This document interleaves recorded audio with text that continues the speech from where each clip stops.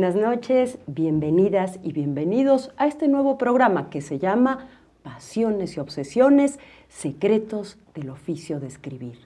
Estamos en Rompeviento, televisión por internet, y este es un programa de amor a los libros, de amor a la palabra literaria, pero también es un programa para curiosos, para metiches, para todos aquellos que, como yo, quieren conocer los secretos, los miedos, las manías, los odios, los amores de sus escritores favoritos.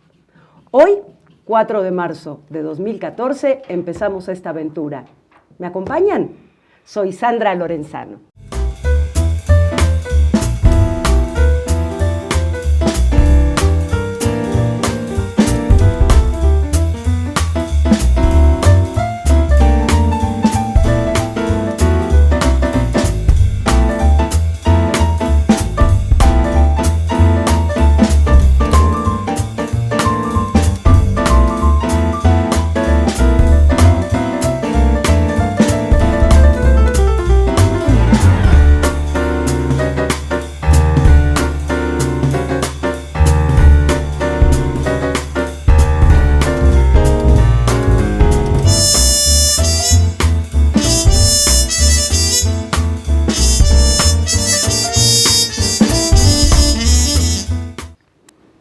Gracias por estar aquí con nosotros en Pasiones y Obsesiones. Y hoy tenemos en este primer programa un invitado de lujo, el que será nuestro padrino, el padrino del programa. Acompáñenme a ver quién es. Alberto Ruiz Sánchez Lacy nació en la Ciudad de México el 7 de diciembre de 1951. Es hijo de padre y madre originarios del norte de México, de Sonora, más precisamente. Está casado con la historiadora Margarita de Orellana, con quien tiene 2 hijos, Andrea y Santiago. Desde 1988 codirige con Margarita de Orellana la revista Artes de México, una revista que en 2 décadas obtuvo más de 150 premios nacionales e internacionales al arte editorial. En 1987, con su primera novela, llamada Los Nombres del Aire, recibió el más importante premio literario mexicano, el Javier Villaurrutia de Escritores para Escritores. En este libro, Los Nombres del Aire, inicia una exploración poética y narrativa del deseo que continúan las novelas En los labios del agua, que recibió en su edición francesa el prestigioso premio de los 3 continentes, Los jardines secretos de Mogador, que recibió el premio Cálamo en Zaragoza, España, La mano del fuego, un Kama Sutra involuntario y 9 veces el asombro. De los más de 20 títulos que componen su obra de narrador, poeta y ensayista, podemos destacar también Los demonios de la lengua, Con la literatura en el cuerpo, Diálogos con mis fantasmas y una introducción a Octavio Paz que recibiera el premio José Fuentes Mares. Sobre él y su obra les recomiendo consultar el sitio albertoruizsánchez.com.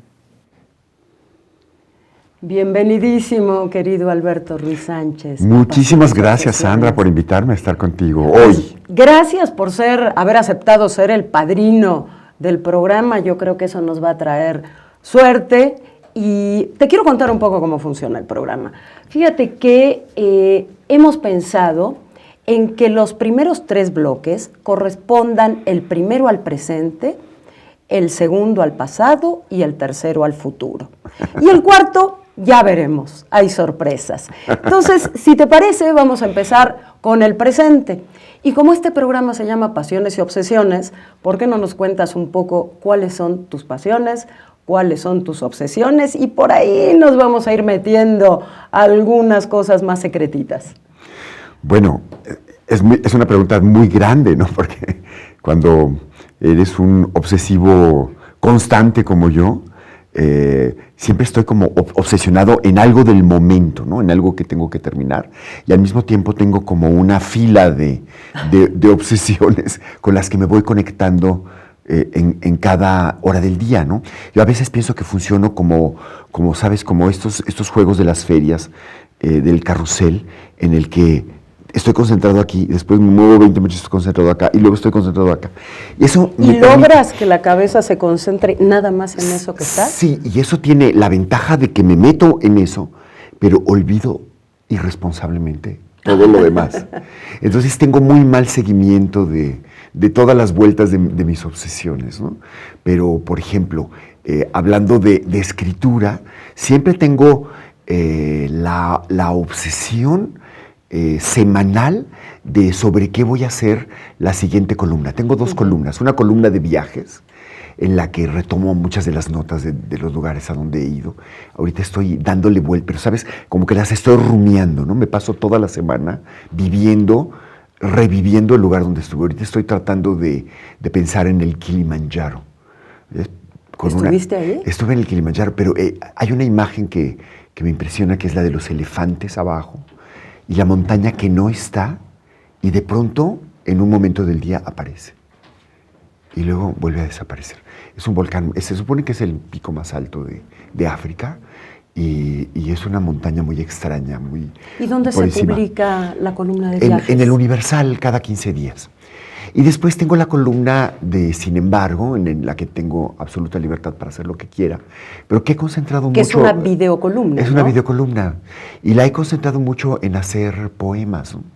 Lo cual normalmente es algo que tiene muy poca difusión, que yo mismo no he tenido cuidado de armar mis libros de poesía, porque mucha de la poesía que he escrito a lo largo de los años está en mis novelas.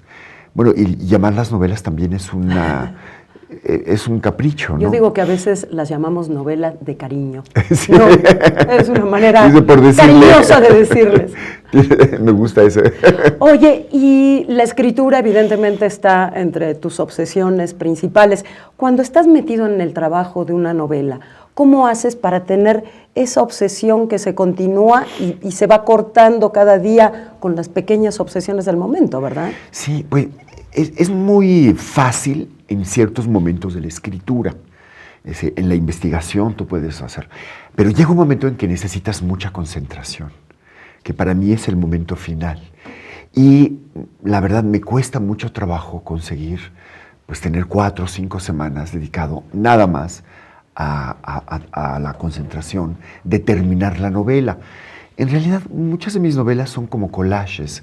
Me gusta mucho la diversidad de elementos y el reto de darle unidad a la diversidad, ¿no? ¿Y tienes manías para escribir? ¿Necesitas estar en un lugar determinado a determinada hora o eres así de inspiraciones repentinas y te sientas en cualquier lado? Necesito como un preámbulo de perder el tiempo. Para ganarlo necesito como ponerme en disponibilidad, ¿no? Pero no necesito que sea estando absolutamente solo. Puedo escribir en un avión o puedo escribir en medio de una masa y necesito en medio Fíjate donde que sea. Hablando de lugares de escritura, tenemos 2 imágenes que si nos ayudan, las podemos ver en pantalla, del lugar donde escribes. Ahí estás rodeado de fantasmas, ahora nos vas a contar. Y hay otra donde aparece ese mismo estudio, es el estudio de tu casa, ¿verdad? Sí. Pero en una escena más luminosa, menos fantasmagórica. A lo mejor tiene que ver, ambas tendrían que ver con la relación que tienes con el día, la noche, el insomnio, el deseo. A ver. Bueno, sí, es un espacio al que he logrado llegar después de muchísimo, muchísimo tiempo, ¿no? Y que he logrado construir un poco a la medida de lo que necesito, ¿no? Que es ese ámbito de soledad absoluta, un espacio en el que no hay teléfono, en el que muy pocas horas del día hay conexión de internet. ¿La tienes controlada? Sí, porque o sea, hay momentos en que hay que estar completamente aislado, ¿no? O conviviendo con mis libros, ¿no? O con mi música, o con eso, con las obsesiones que te evitan todos los días, ¿no? Y es un lugar en el que paso muchísimas horas de la noche también. O sea, yo normalmente con Margarita, con quien vivo, a veces nos acostamos juntos y ya que ella se durmió, yo me levanto y empiezo mi día en la madrugada. Tú tienes un libro hermosísimo que se llama Elogio del insomnio y tienes una relación muy amorosa y muy productiva con tu insomnio. Sí, sabes que yo no lo sufro. Es más, no he sentido nunca el cansancio de no haber dormido. ¿Ves? Y esa es la enorme diferencia. Y lo que sí me doy cuenta es que a algunas personas son como yo, pero no tienen conciencia de que el insomnio no necesariamente es algo negativo y de que lo puedes gozar terriblemente. El insomnio puede ser algo maravilloso. Yo digo, el insomnio es como un espejo, es el espejo de lo que tú eres, ¿no? Y si es un insomnio infeliz, es porque eres una persona infeliz. Y si es un insomnio feliz, es porque tú ¿Escribes sabes ser mucho en feliz. la madrugada? Sí, muchísimo, muchísimo. Escribo mucho y para mí es un momento de enorme libertad.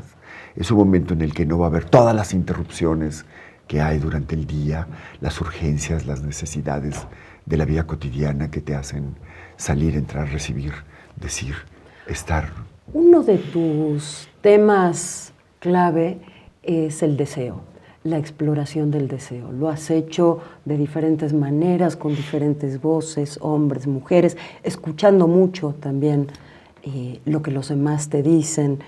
Y yo traje uno, en realidad amo todos tus libros y por eso estoy tan feliz de que seas el padrino, pero traje uno que me gusta especialmente, que es La mano del fuego, que es como novela, es la más reciente, ¿verdad?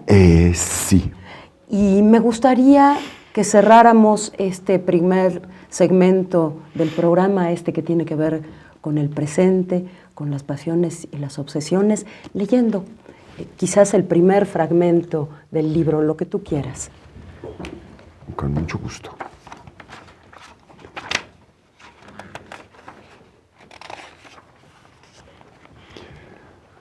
Hamza, en árabe quiere decir 5, y por lo tanto es la mano, la palma y la sombra. Es embogador la hora en que el sol toma por sorpresa a los amantes.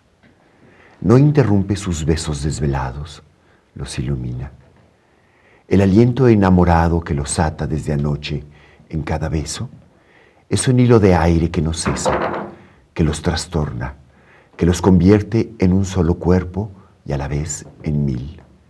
Se aman minuciosamente con los ojos ávidos, las manos hechas agua, las lenguas hechas manos, el olfato hambriento y delirante, y los labios como heridas a flor de piel que todo lo tocan y todo lo dicen sin decirlo. Se exploran sin cesar, se gozan, ya no saben desde cuándo, se conocen, se desconocen, se reconocen desconocidos. Sus besos marcan el tiempo interno, infinito, de piernas y dedos entretejidos, y unas cuantas palabras trenzadas con ardor como escritura muy tensa y muy lentamente dibujada. Las palabras de amor son fuegos breves que brotan entre sus cuerpos. Muchísimas gracias, Alberto. No sé qué piensen ustedes, pero a mí me parece un hermosísimo cierre de este primer segmento de Pasiones y Obsesiones, secretos del oficio de escribir. Quédense con nosotros, volvemos después del corte. Gracias.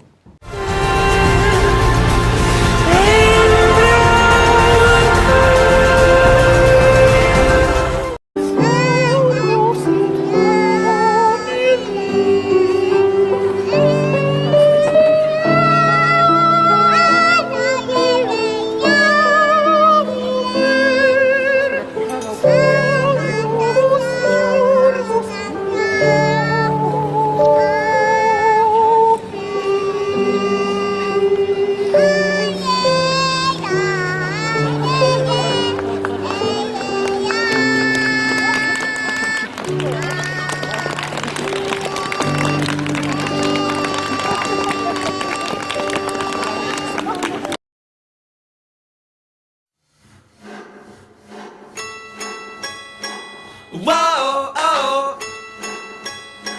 Whoa, oh. Whoa, oh. I've been thinking about the books that she sent me. Took a while for me to read them all and type up up a letter in response to the package. I bet you think that you can fly me like a kite. I'm scowling like a lonely pet, I must admit. I've been growling since the day we met. My neck is sore, my neck is sore. What's up with that? Whoa, oh, oh, oh. Ba, ba, ba, ba. Whoa, oh, oh, oh.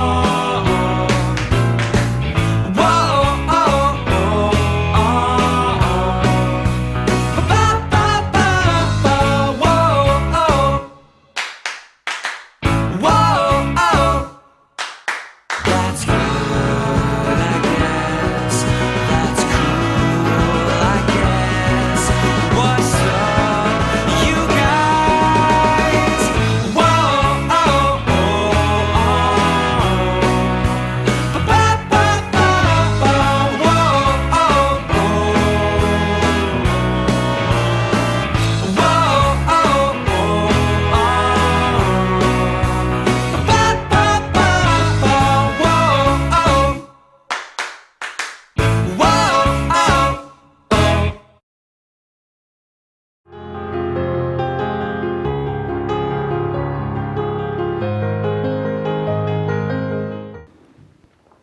Hola, qué bueno que nos acompaña aquí en este nuevo programa Pasiones y Obsesiones, Secretos del Oficio de Escribir. Y está con nosotros nuestro primer invitado, nuestro padrino de honor, Alberto Ruiz Sánchez. Alberto, seguimos. Como te había contado al principio, este segundo bloque es sobre el pasado. Y como es sobre el pasado, yo tengo a un ayudante. Alberto, el doctor Freud, Alberto, mucho gusto, él nos va a acompañar aquí. Y por supuesto, la infaltable pipa del doctor Freud para hablar del pasado. Y como tenemos ahí a Freud, vamos a iniciar esta charla, este pedazo de la charla, con una imagen. Tenemos por ahí la foto de Alberto niño.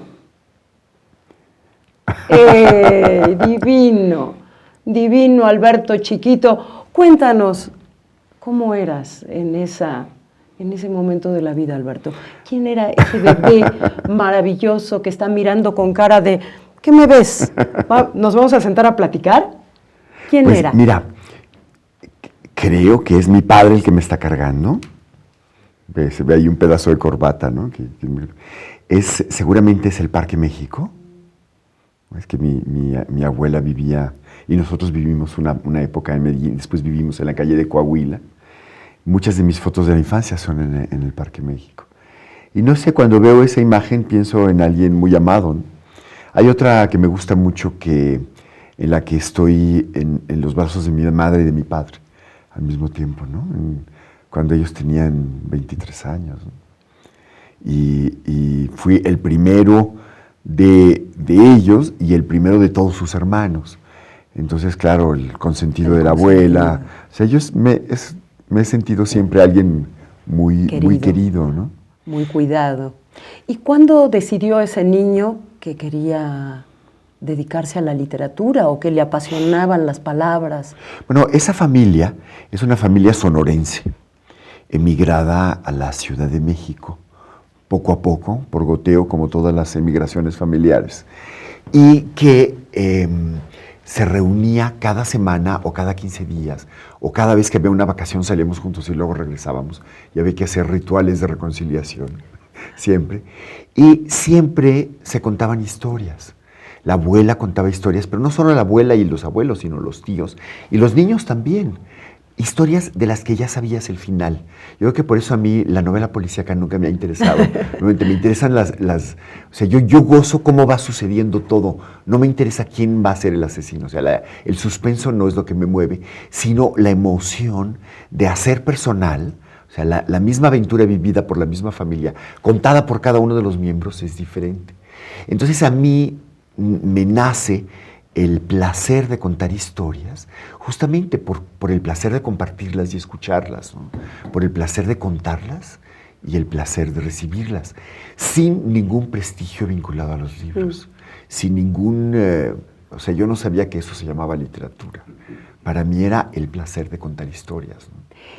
Hay una canción muy bella de Luis Eduardo Aute que se llama El niño que miraba el mar, y es él mismo viendo una foto de infancia de un niño que está sentado en el malecón, en este caso de Filipinas, de Manila, y lo mira el adulto que es hoy.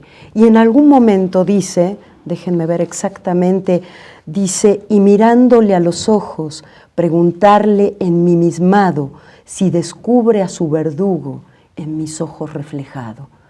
¿Tú te sientes de alguna manera el verdugo de ese niño? No, por lo que estás contando no creo. No, para nada, ¿verdad? Para nada. O sea, tengo conciencia de que el niño que sale en las fotografías era otro, como soy otro en las fotos de los 20 años, ¿no? Pero al mismo tiempo hay algo de mí, pero absoluta conciencia de que yo voy siendo otro. Pero yo no mato a los demás. O sea, se mueren solos. ¿No? Es todos los sueños, los anhelos, los placeres que tienes de niño, a veces renacen en el nuevo que eres tú, pero a veces no, ¿no? Sí. Eso, o sea, nunca lo he sentido como algo que sea algo doloroso, ¿no? Y ya desde esa época, ¿tenías una palabra favorita? ¿Te gustaban las palabras? ¿Jugabas con palabras? Sí, siempre, ¿sabes? Como yo no fui a la escuela al principio, sino que éramos inmigrantes y emigrantes y pasábamos 6 meses en Sonora, 6 meses acá, 1 año en Baja California. O sea, te viene lo viajero desde chiquito. Desde chiquito. Yo aprendí a leer porque mi madre me enseñó. Y entonces me encantaban las palabras, me encantaba además cómo sonaban diferente en la boca de la gente del norte y el acento de México. O sea, todo eso me gustaba mucho. Pero nunca he sido alguien que tenga algo favorito. Esa gente que te dice, ¿cuál es tu color favorito? Pues a mí me gusta todos, me gusta el arco iris y además veo tonalidades, o sea, nunca he sentido. Y lo mismo con las palabras, ¿no? Me gusta averiguar los sentidos de las palabras para otros. Nunca he pensado tampoco como en la objetividad. Tal palabra es esto, ¿no? Sino que me gusta ver cómo las palabras flotan en la boca de las diferentes personas y cómo en diferentes culturas la idea que se vincula a esos objetos sonoros que son las palabras se transforman. Es decir, del lenguaje me encantan las metamorfosis, ¿no? Hay una palabra, habíamos hablado en el primer bloque de deseo, y yo ahora traería otra palabra que tiene mucha presencia en tu obra, y es mogador. Cuéntanos qué es mogador. Bueno, mogador es el nombre antiguo de una ciudad que ahora se llama Essaouira, pero se llama Essaouira solo desde los años 50. O sea, pasó mucho más de 20 siglos llamándose mogador. Entonces, es muy difícil que realmente le cambien el nombre, ¿no? Le cambiaron el nombre oficial. Y hay un movimiento muy serio y muy fuerte para que se vuelva a llamar Essaouira Mogador. Y Mogador es un nombre misterioso, porque unos dicen que es de origen portugués, otros dicen que es una derivación del nombre Mogdul, que es el santón del lugar. Hay exactamente, yo he contado 34 versiones del origen de la palabra Mogador. Lo que es un hecho es que la palabra y el lugar tienen un encanto que embruja. De verdad, cuando tú vas, hay gente que ha ido por un fin de semana y se queda a vivir. ¿Pero por qué Mogador se convirtió en un sitio tan importante para tu obra? Sí, pues porque no solo la palabra, sino el lugar. ¿Ya conocías Mogador cuando empezaste a escribir de Mogador? No. Yo llegué al lugar, además llegamos de casualidad, Margarita y yo no íbamos a Mogador, pero nos dieron un aventón, una gente que pasaba por ahí, y ahí nos quedamos. Y después, ya cuando salí de Mogador, o sea, pasamos al principio 15 días, cuando salí de Mogador, todo lo que yo escribía, estaba viviendo en París, pase cuenta, estaba escribiendo sobre el encuentro con una mujer, que además sucedió en París, una mujer guapísima, vestida de sari, la vi, me deslumbró, y el momento que pasó, se me quedó viendo a los ojos, y ya, nunca volvimos a vernos ni nada, pero hubo una magia, un embrujo, y eso, cuando yo lo conté, No sucedía en París, sino sucedía en Mogador. Qué maravilla. Y entonces Mogador se empezó a convertir como en el hoyo negro de todos las figuras, las situaciones del lenguaje del deseo, ¿no? Todo lo que tenía que ver con el deseo sucedía en Mogador. Y entonces se fue recreando la ciudad, más allá de cómo es con sus verdaderas calles y todo eso, se fue recreando como un ámbito poderoso, ¿no? Fíjate que nos quedan 2 minutos y tengo 2 preguntas. Una tiene que ver con esta cajita. Vamos a mover. Gracias, doctor. Esta cajita es una cajita mágica. Aquí está encerrado lo que más odias en la vida y le vamos a dar unos pasecitos mágicos y se va a convertir en algo amable. ¿Qué hay aquí? ¿Qué es lo que más odias y qué quisieras cambiar? Venga, doctor. Lo que más odio es hacer daño a alguien, y sin querer, sobre todo. Pues le hacemos.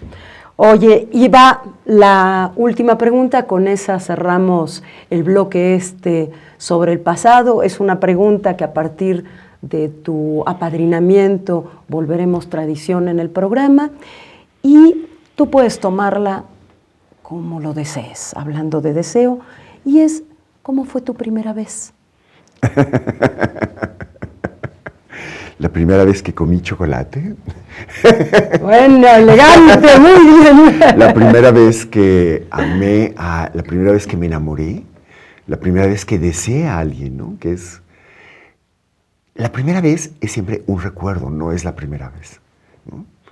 Y yo recuerdo en el desierto de Baja California, bañándonos los niños desnudos, yo ver a una niña que caía el agua sobre su espalda y ver cómo sus nalguitas, al caer el agua, brillaban de otra manera. Y en ese momento yo sentí un deseo líquido, flotante. Pues haber tenido 4 o 5 años, no sé. Y en ese momento fue una especie de fascinación, de deleite absoluto, y nos hicimos muy buenos amigos. Con esta imagen bellísima de la primera vez en que aparece el deseo en Alberto Ruiz Sánchez, nos vamos a un corte. No se vayan, ya ven que esto se está poniendo bueno.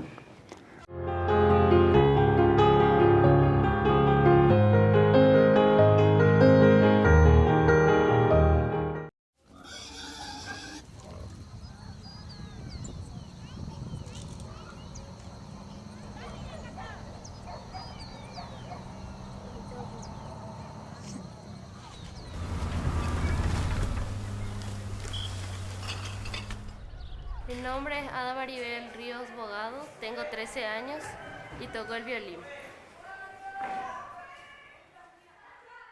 Me llamo Juan Manuel Chávez, más conocido como Baby, tengo 19 años y toco el cello.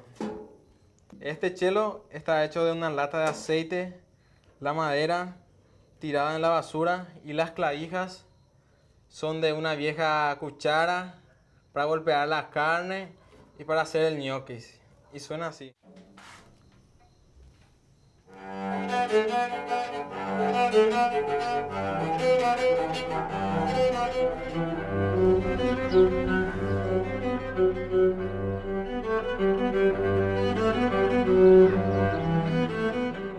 Una comunidad como Caldeura no es un lugar para tener un violín. De hecho, un violín cuesta más que su casa.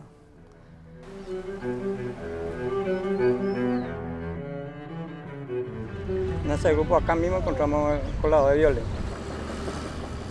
Y de ese empezamos los instrumentos reciclados.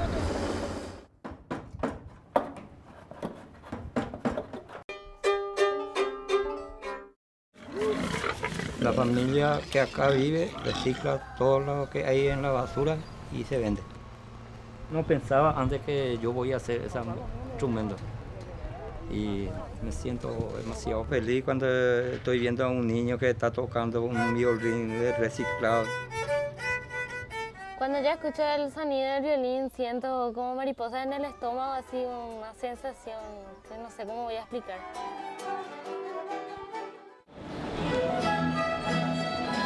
La orquesta de instrumentos reciclados Es una orquesta que toca instrumentos hechos con la basura. 1, 2, 3. Y mi vida sería...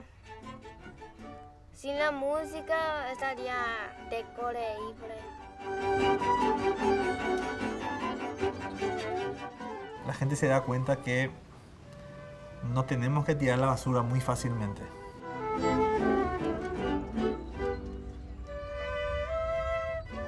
Y no tenemos que desechar a las personas muy fácilmente.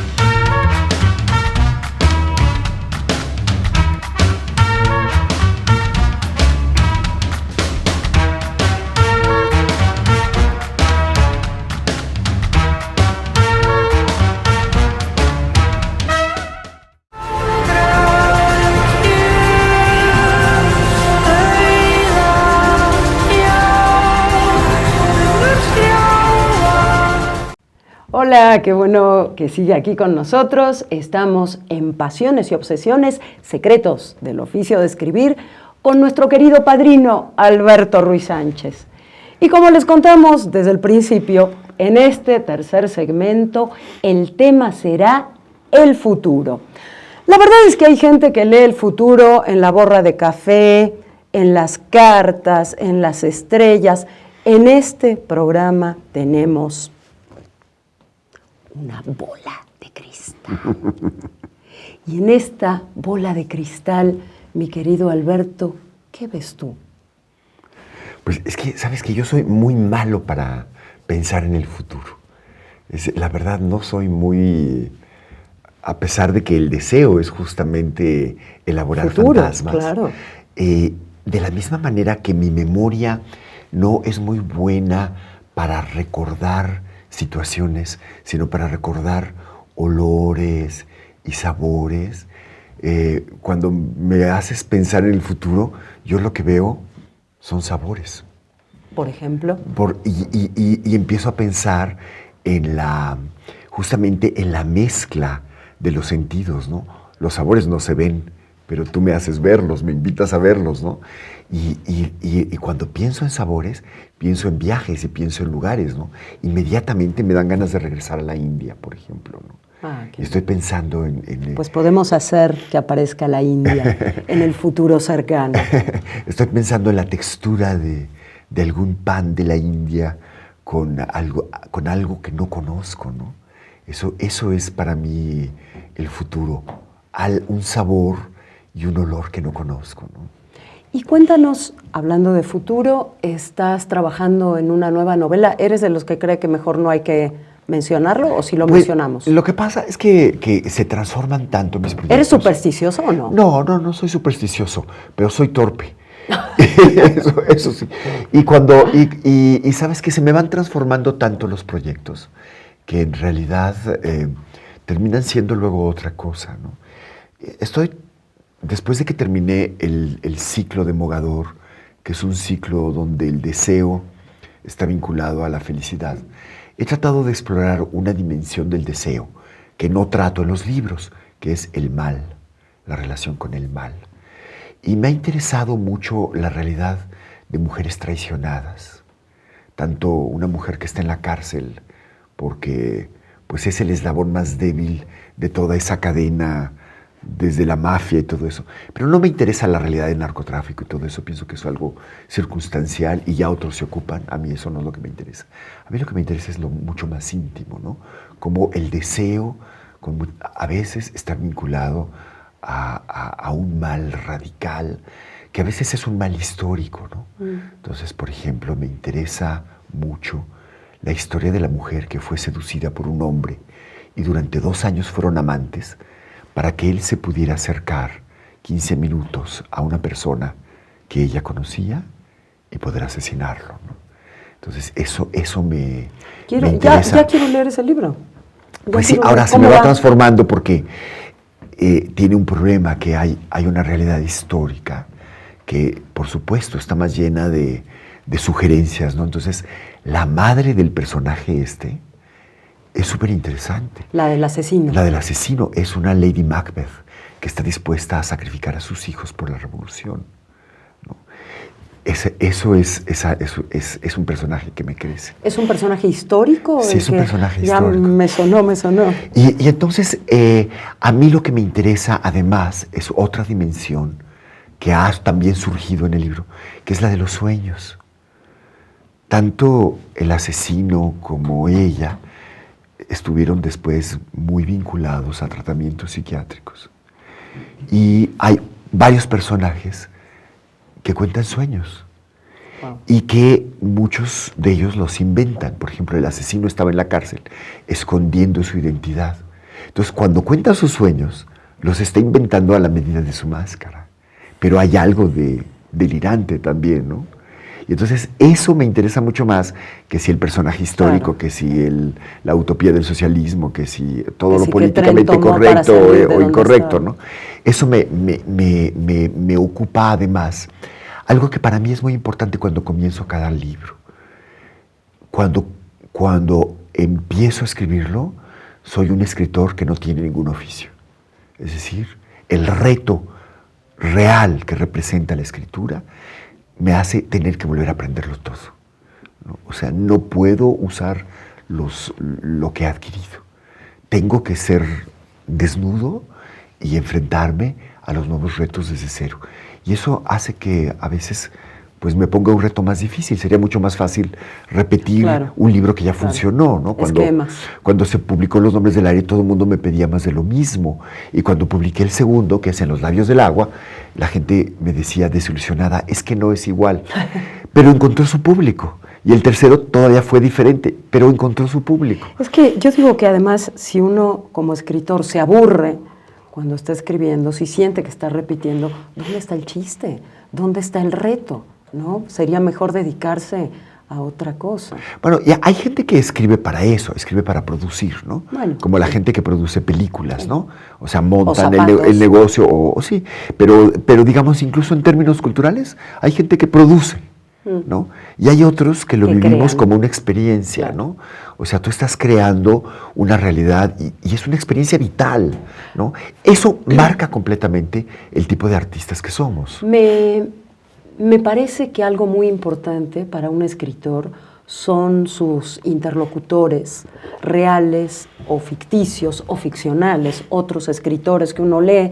Y por eso yo te pedía que trajeras a la mesa la presencia de una de tus escritoras y de tus libros favoritos, porque también aquellos que resuenan en nuestro interior tienen mucho que ver con lo que estamos escribiendo. Y tú, cuéntanos cuál fue tu elección. Bueno, te traje, ¿sabes? Yo tengo 3 Margaritas en mi vida.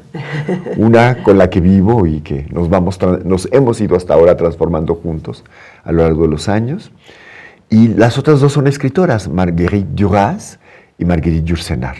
Entonces te traje uno de mis libros favoritos que se llama Anna Soror. Esta es la edición al español, esta es la edición original en francés.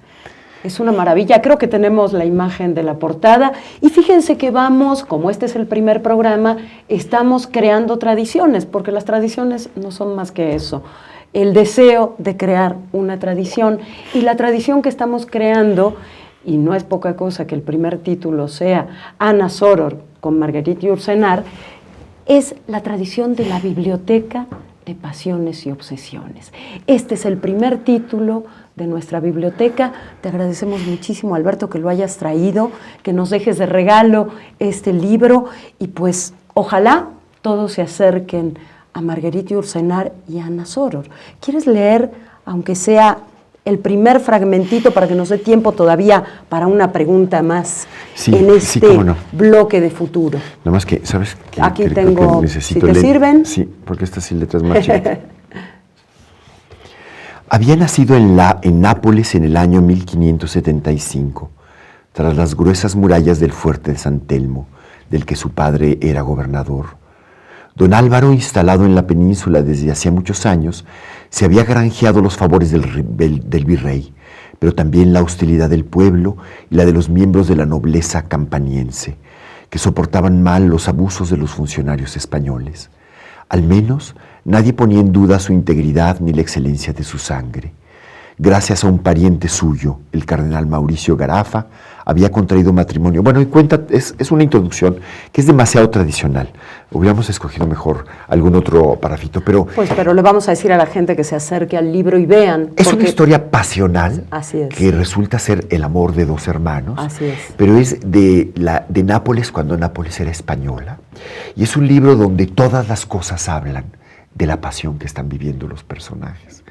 Además, uno de ellos muere y ves cómo ella vive ese amor, incluso a través de un matrimonio, a través de un amante, y tiene un final maravilloso que no cuento. Creo que alguna vez se hizo obra de teatro, ¿no? En México. Es Tengo probable, idea no sé. que lo montaron como obra hace muchos años, debe ser como 30 años. Vamos a cerrar este tercer bloque de Pasiones y Obsesiones con un reto creativo. Te vamos a poner a trabajar. Y el reto creativo tiene que ver con una imagen. Esta imagen es de Francis Giacobetti, el fotógrafo, y la vamos a poder ver si Santi nos ayuda. Ahí está, te la paso. Y te voy a pedir, nos vamos a ir a un corte en un momento, porque lo que te vamos a pedir es que tú crees una historia que nos vas a contar en el próximo bloque a partir de esa imagen, de la imagen maravillosa de Francis Giacobetti. Y yo creo que con esto nos vamos ya a un corte para que Alberto tenga un ratito para pensar, para inventar, para que se inspire, pues, esa es la verdad. Y no se vayan porque volvemos con la historia. Estamos aquí en Pasiones y Obsesiones, Rompeviento, televisión por internet.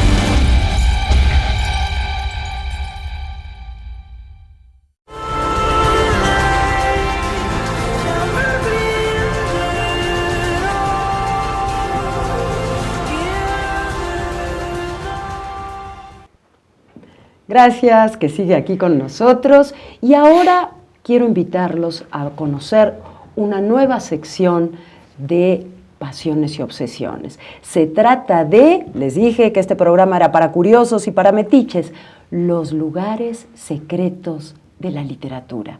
Vamos a ver el video. Hola, bienvenidas y bienvenidos a nuestra sección Los lugares secretos de la literatura. Y hoy estamos en el número 37, como ustedes pueden ver, de la calle José Alvarado. Esta calle, en pleno corazón de la colonia Roma, en la Ciudad de México, se llamó antes Cerrada de Medellín. Y aquí, precisamente aquí, en este edificio que ahora vemos bastante desvencijado, vivió ni más ni menos que el gran poeta de la generación Beat, William Burroughs. Sí, aquí, en Cerrada de Medellín, número 37. Burroughs nació en San Luis, Missouri, en 1914. De hecho, el último 5 de febrero, hace pocas semanas, se cumplieron 100 años de su nacimiento y murió en 1997. Hijo de una familia acomodada y egresado de la Universidad de Harvard, rompió con todos los convencionalismos que estos orígenes implicaban, tanto en términos personales como literarios. Las drogas, la homosexualidad, la crítica ácida a las instituciones son los temas que caracterizan su escritura irreverente y rupturista. Entre sus obras más significativas se encuentran, por supuesto, El almuerzo desnudo, Ciudades de noche roja y Queer, entre otras. Es en esta última, Queer, donde escribe lo siguiente: la Ciudad de México me gustó desde el primer día que llegué.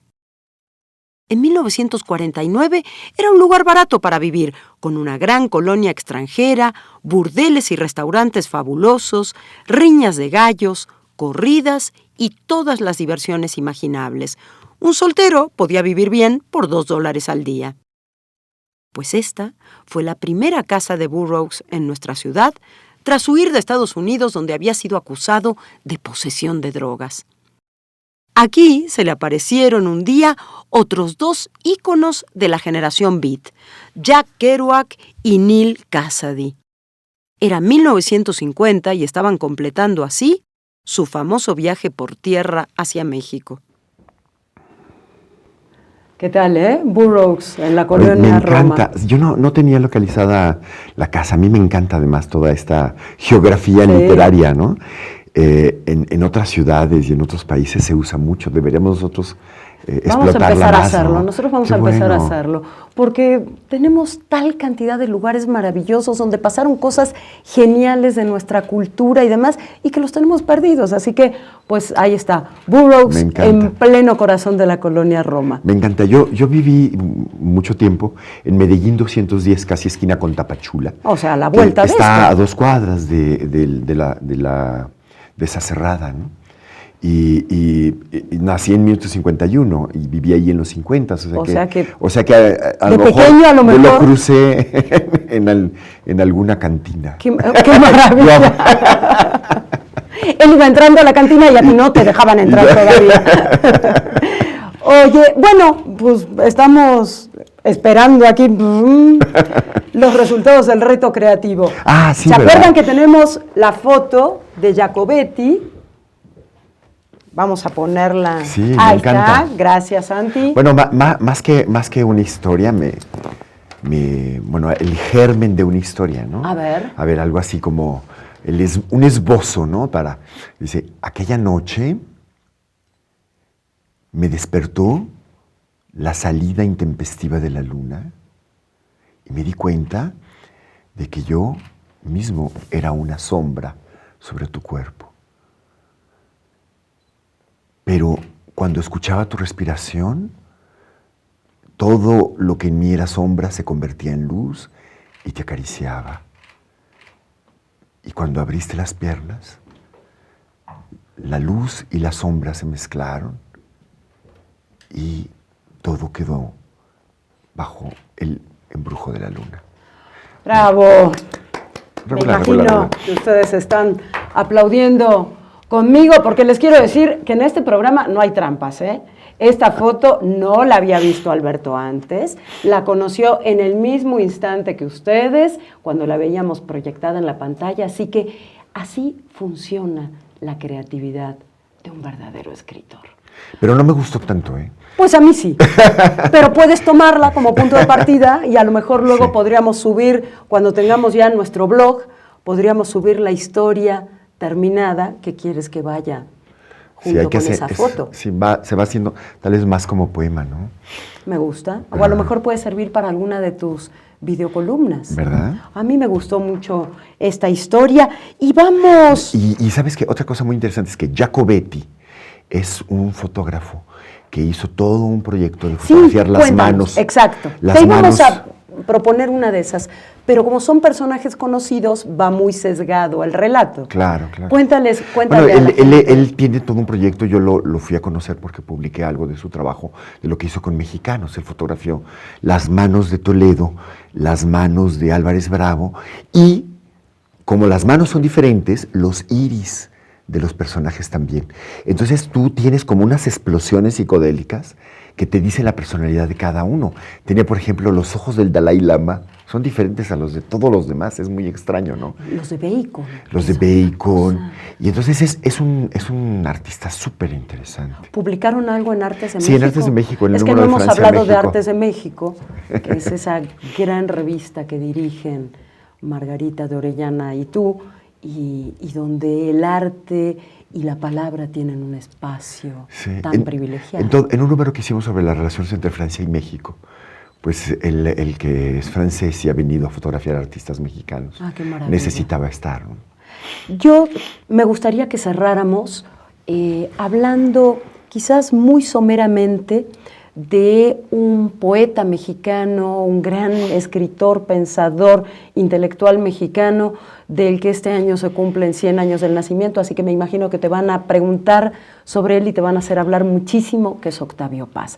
Tú fuiste muy cercano a Paz, acabas de publicar este librito que se llama Una introducción a Octavio Paz, que es uno de los libros de homenaje del Fondo de Cultura Económica, pero no voy a querer que me hables de este libro. Voy a pedirte que nos guíes por el mejor camino, creo yo, para conocer a un poeta, que es su poesía. Entonces traje, como ven, este libro está manoseado, ya descosido, porque es uno de mis libros favoritos en la vida, que es la antología de poesía mexicana que hizo Carlos Monsiváis. Y Sí. me gustaría que leyéramos el comienzo, un minutito, de Piedra de Sol, ese gran poema que a mí en la vida, ¿sabes qué me pasa, Alberto? Me funciona como talismán. Cada vez que no sé de verdad qué está pasando con el valor de las palabras, vuelvo a Paz y vuelvo a Piedra de Sol. Es curioso, ¿verdad? El poder que tiene Uf. este poema, ¿no? Entonces, ¿quieres que lea un fragmento? Un fragmentito, los Sí. tres o cuatro primeras estrofas. Un sauce de cristal, un chopo de agua, un alto surtidor que el viento arquea, un árbol bien plantado más danzante, un caminar de río que se curva, avanza, retrocede, da un rodeo y llega siempre, un caminar tranquilo de estrella o primavera sin premura, agua que con los párpados cerrados mana toda la noche profecías, unánime presencia en oleaje, ola tras ola hasta cubrirlo todo, verde soberanía sin ocaso, como el deslumbramiento de las alas cuando se abren en mitad del cielo. Un caminar entre las espesuras de los días futuros y el aciago fulgor de la desdicha, como un ave petrificando el bosque con su canto y las felicidades inminentes entre las ramas que se desvanecen. Horas de luz que pican ya los pájaros, presagios que se escapan de la mano. Es uno de los poemas más bellos que se han escrito y más fuertes que se han escrito en lengua castellana, sin duda. Es increíble porque además el ritmo que te lleva al siguiente verso no para. a lo largo de Es un todo el poema continuum, extenso, ¿no? ¿no? Es una composición impresionante, Sí, ¿no? sin duda. Es muy, muy impresionante. Pues esta, justamente, Piedra de Sol, es mi recomendación especial de lectura en este primer programa. Y con esto vamos llegando al final. Mi querido Alberto, infinitas gracias por habernos acompañado, por ser este padrino de lujo, cálido, amoroso y tan enamorado de la palabra literaria, y por ayudarnos a transmitir estas pasiones y obsesiones justamente por la literatura. Mil gracias por habernos acompañado. Al contrario, soy yo el agradecido muchísimo, muchísimo, Sandra. Y fíjense que los voy a dejar en un momento con un video con la siguiente recomendación del día. Damos así por terminado nuestro primer programa de Pasiones y Obsesiones, Secretos del Oficio de Escribir. Y pues, ¿por qué no nos cuentan qué les pareció? Si tienen alguna recomendación, alguna crítica, alguna sugerencia, comuníquense con nosotros a la dirección electrónica que aparece en la pantalla, por favor. Y por supuesto, quédense en Rompeviento Televisión por Internet, porque a continuación, aquí las cosas no se terminan, a continuación viene La Cuadratura del Círculo con el querido Daniel Gershenson. Nos vemos el próximo martes. Que tengan una maravillosa semana. Gracias. Hoy quisiera recomendarles Delta de las Arenas, cuentos árabes, cuentos judíos, compilado por Rosemary Salum y publicado por Literal. Se trata de una antología en la que participan 34 autores latinoamericanos de la talla de Margot Glantz, Miriam Moscona, Bárbara Jacobs, el argentino Sergio Cheifek y el brasileño Milton Hatum, entre otros. Les propongo que mejor escuchemos lo que la propia compiladora nos contó sobre el proyecto. Bueno, pues es una antología de escritores latinoamericanos que se dedican al cuento o que han escrito cuento y que tienen una característica importante, que es que tienen un origen ya sea árabe o judío, que dentro de sus tradiciones o sus creencias están estas dos características. Es un libro que me tomó varios años hacer un poco de investigación, y reunirlo para mí era muy importante, ¿no? Porque bueno, yo tengo origen árabe, pero siempre desde pequeña conviví con estas culturas. El espacio literario para mí es un lugar donde se pueden confluir las voces digamos en este sentido, de los judíos y de los árabes, y fue ahí de donde surgió la idea de la antología. Es un espacio de diálogo, es un espacio imaginativo, porque para que algo suceda se necesita imaginar antes. Entonces, abrir un espacio de las letras en donde se pudieran dar el permiso de dialogar, de convivir, de reflexionar era muy importante. En un principio la idea fue que los escritores escribieran algo específicamente para la antología, pero por ejemplo hablando con Eduardo Halfon me decía, oye, te voy a mandar 2 cuentos, El boxeador polaco, y te voy a mandar otro, y tú decides. Entonces yo le dije, es que me gusta más El boxeador polaco, ¿no? Y me dice, bueno, pero ¿por qué no te abres esa posibilidad? Entonces empecé a abrir las puertas y creo que la cosa empezó a fluir mucho mejor.